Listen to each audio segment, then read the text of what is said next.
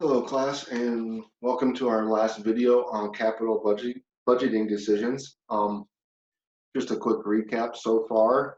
We have talked about screening decisions. We've talked about the payback method, which is where we do not discount our cash flows. We just take our future cash flows and look at them and see how long it's going to take to recover the initial investment. And we talked about net present value, whether it be a single job and you want to find out if the net present value is at least 0 or above, or when you're comparing two different possibilities like the lease or buy or something like that. And then you look at the net present value to see which one is going to provide the highest return. Okay. To do those, what we did is we discounted future cash flows by the discount rate, what the company expected to get. So it was great to know that if we were going to make above or below whatever the company wanted. But what we weren't given there is what kind of actual return they were getting on their investment. So that's what we're going to calculate in this part of the chapter. It is called internal rate of return. So internal rate of return is what we're going to set the net present value to 0 and find out what percent would it be what percent return are we getting to get a net present value of 0 return, and that will tell us what the return on the project is, and then we compare it to what the company wants. So if a company wants 14% in the internal rate of return, we calculate at 17%. It is higher than the 14, so then we will go ahead and take that project. Okay.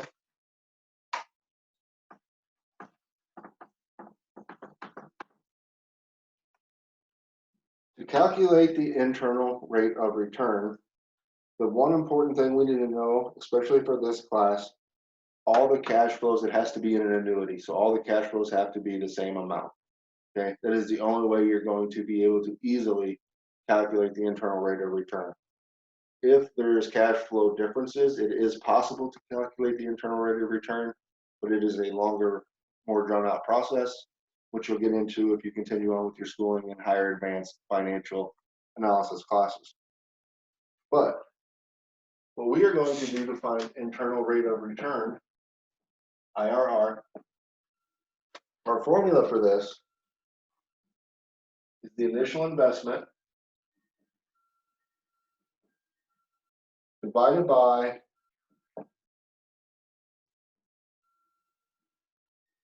our yearly cash flows. Okay, and that is going to give us a factor.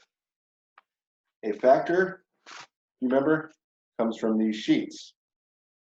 So once we have our factor, we will know how many years there are in the project. So we will find our years on our sheet, and we'll go down and find our years, and then we'll look across to find out which number is closest to the factor we just found, and then you will move up your chart, and then you will find the percent. Okay? So on the slides for this chapter, here's the example that they gave, okay? There is a yearly investment into a new machine. So the investment to buy a new machine,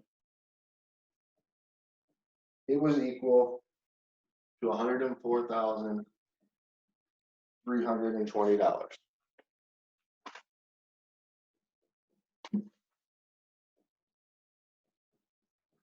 Our yearly cash flows, the management went through, they estimated that if they bought that machine, it would increase their cash flows by $20,000. Okay.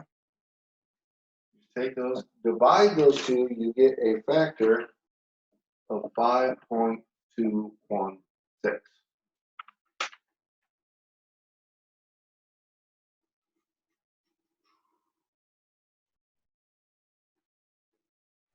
And I did not write that down.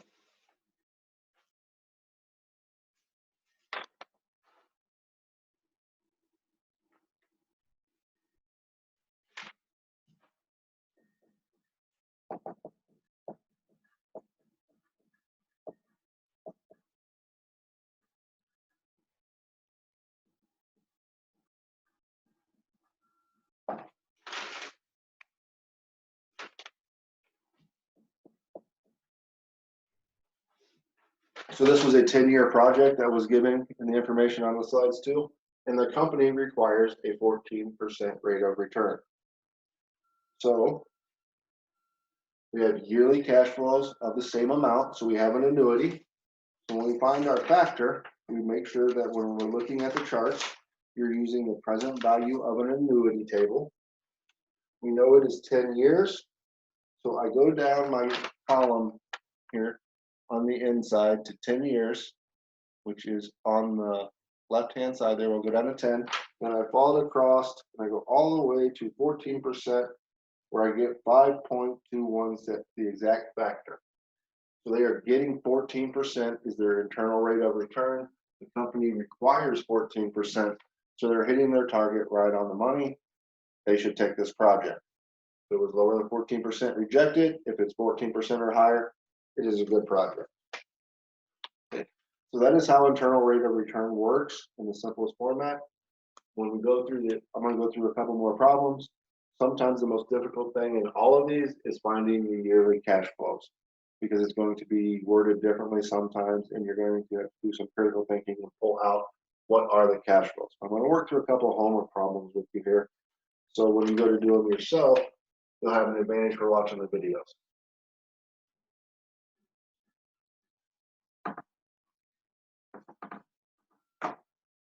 Okay, so if you have your handout ready, go ahead and pause the video and get it. But we're going to start with a question that says, Wendell's Donut Shop is investigating the purchase of a new $18,600 donut making machine. The new machine would permit the company to reduce the annual part-time help needed at a cost savings of $3,800 per year. In addition, the new machine would allow the company to produce one new style of donut, resulting in the sale of 1,000 more donuts each year. The company realizes a contribution margin of $1.20 per donut sold. The new machine would have a 6-year useful life. So that's quite a bit of information here. We need to go through and pull out what we need. We're going to be calculating the internal rate of return. Okay, so we know that we are going to need our initial investment, and we are going to need our yearly cash flows.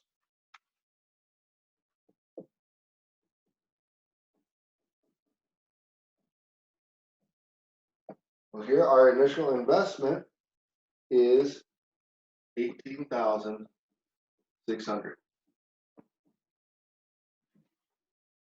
That's how much it's going to cost to buy the new donut machine. Okay.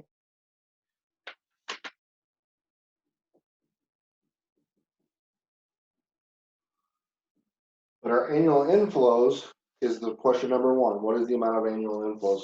Well, the first thing that it tells us is that we're going to have a cost savings of $3,800 per year.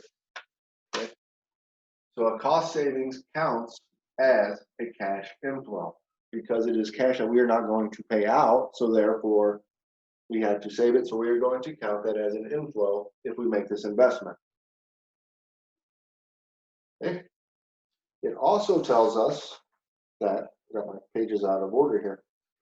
It would tell us that the contribution margin is $1.20 per product and that we would sell 1,000 more.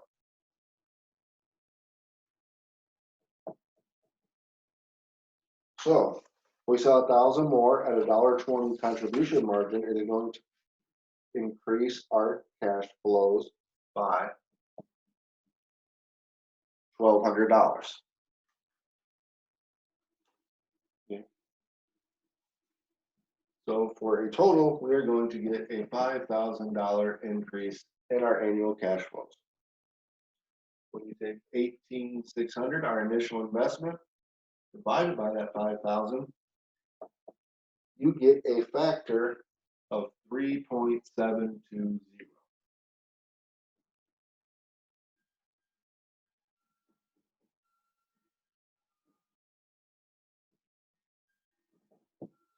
So when it asks for your internal rate of return factor in question number 2, you take your initial investment, $18,600, divided by our annual cash inflows of $5,000, find a factor of 3.720. So when you pull up the exhibit, it's going to be exhibit 12B2 on your homework question, because you are using the annuity one. make sure you use that one, and you are going to look at the 6-year line or the period line. Remember, the periods are in. So you will look at that, you will follow it across until you find the one that is closest to 3.72, and you will find that it equals, in this case, 16%. Okay? There also is a part 4 to this question. This is going to be a give me, okay? So this, because they get a cash flow on a salvage value on this, and that is it's a different amount. And I told you that it is possible to do that, and even in my explanation here, I'll read you my explanation for it. Is why I'm making it a gimme for you. It says the cash flows will not be even over the 6-year life of the machine because of the extra inflow in the 6 year. Therefore, the above approach cannot be used to compute the internal rate of return in this situation. Using trial and error or some other method, the internal rate of return is 22%.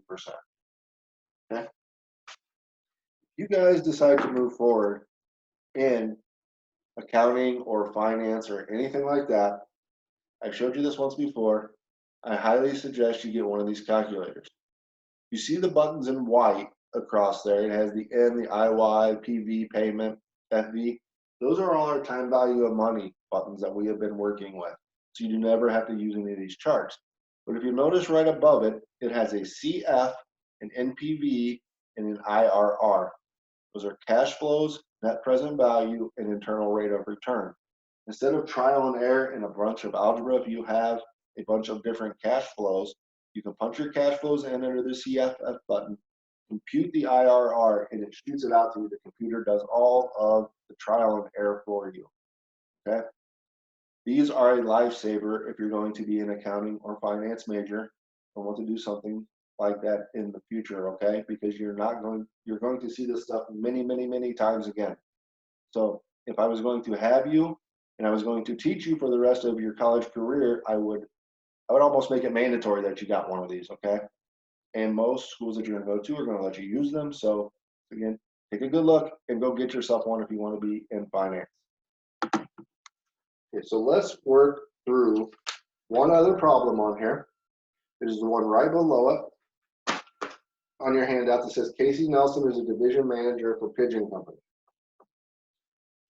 His annual pay raises are largely determined by his division's return on investment, which has been about 20% each of the last 3 years. Okay, Casey's is considering a capital budgeting project that would require a $3.5 million investment in equipment with a useful life of 5 years and no salvage value. The discount rate is 16%. The project will provide net income for the 5 years as follows.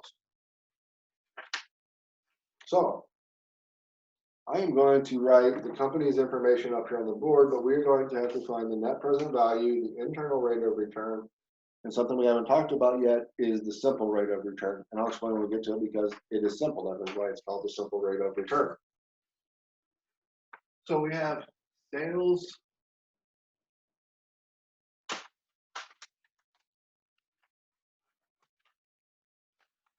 of 3.4 million. From that, our variable expenses are 1.6, giving us a contribution margin of 1.8 million.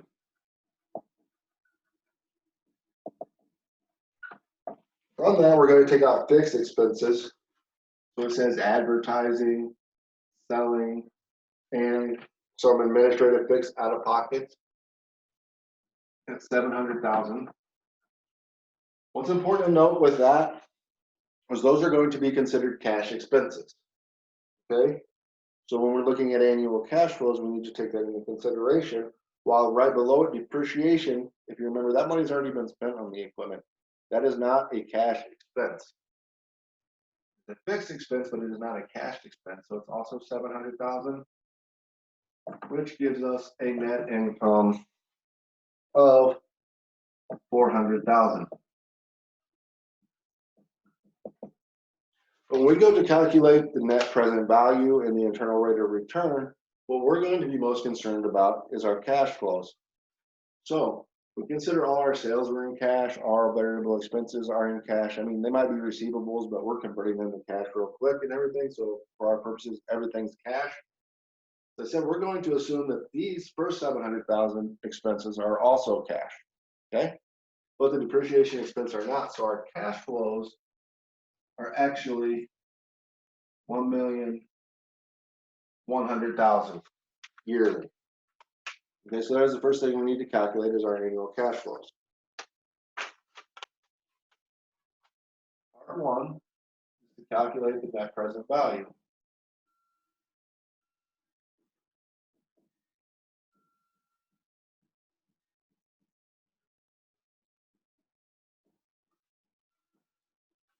It is the present value of the inflows minus the present value of the outflows. So our outflow in this problem was 3.5 million initial cost of the machine that was given. So if we buy this machine, that's how much it's going to cost us. That is today, it is at its present value already. Our inflow, we are going to get a yearly inflow, we figured, of 1,100,000. The project is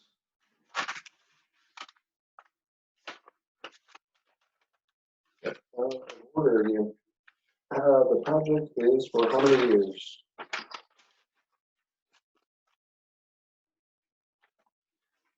So, is it 5 years? It was a 5-year project. I notes the discount rate. We were giving a rate of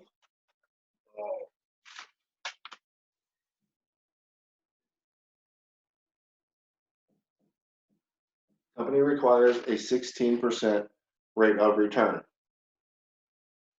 There is no salvage value, so there is no inflow at the end of this project. So those are the only cash inflows related to this. This is a yearly inflow. It makes it an annuity. So when you're using your charts, you will use the present value of an annuity chart. And the present value would equal the payment of 1,100,000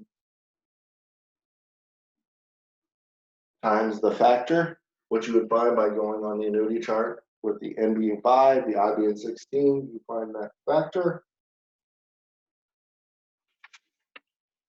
which in this case would be 3.274.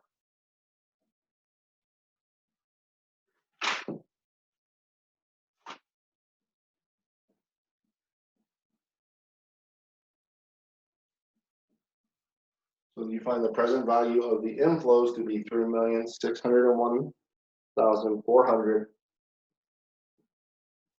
That present value equals the 3,601,400 minus the 3.5 million inflows for a total of 101,400 positive net present value. Net present value is above zero. It is well above zero. So we are making above the 16% required discount rate. So it is a good project. You would want to accept this project based on a net present value analysis. Okay. So using the same information, next is what is the project's internal rate of return?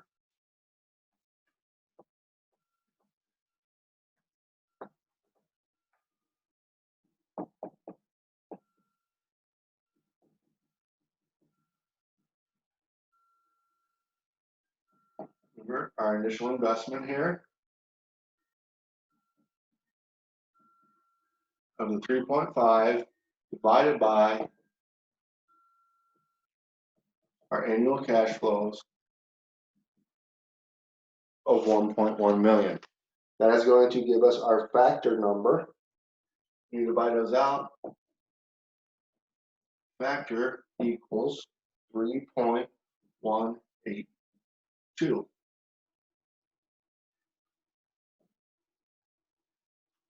we're doing this. Still, project hasn't changed. It's still a 5-year project. So you will get your annuity table out. You will go down to the N equals 5. Move your finger across until you find the factor closest to 3.182%. And you will find that our I, or our percent, is going to be 17%. And that is the internal rate of return on this project. So we saw that the net present value was above 0, so we knew we were getting above 16%. When we do our internal rate of return, it's showing us that we are getting 17%, so about 1% higher than what we want. Both good choices so far to do this project. Finally, it says, what is the project's simple rate of return? Well, it is called the simple rate of return because it is very simple to calculate and it is not used very often.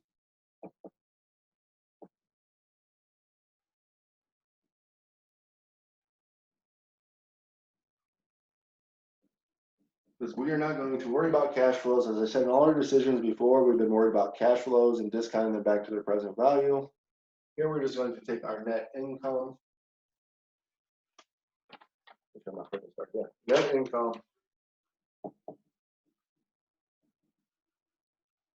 divided by the investment. This is assuming that the net income is going to stay constant over the period of 5 years that are in this problem. We had a net income of 400,000, so we assume that every year for 5 years we are going to have that 400,000 income. So we have 400,000 divided by the initial investment of 3.5 million. Gives us a simple rate of return of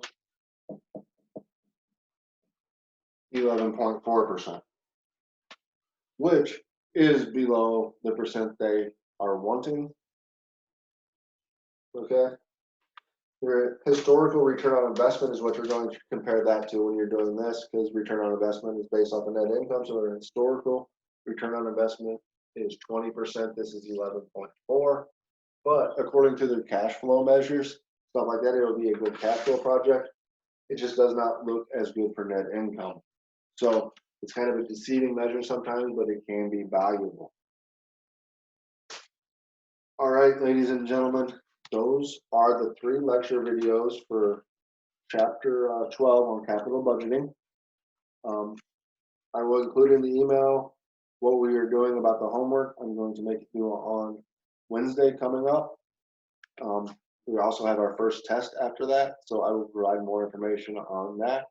But I will be hosting a Zoom meeting next Wednesday for a test review, because your test is going to probably open up on Friday morning. I'm going to give you 4 days: Friday, Saturday, Sunday, and the following Monday to log on and do the exam. Okay. I will provide more information coming up. Until then, get this homework done as fast as you can. Have a great Easter weekend and stay healthy.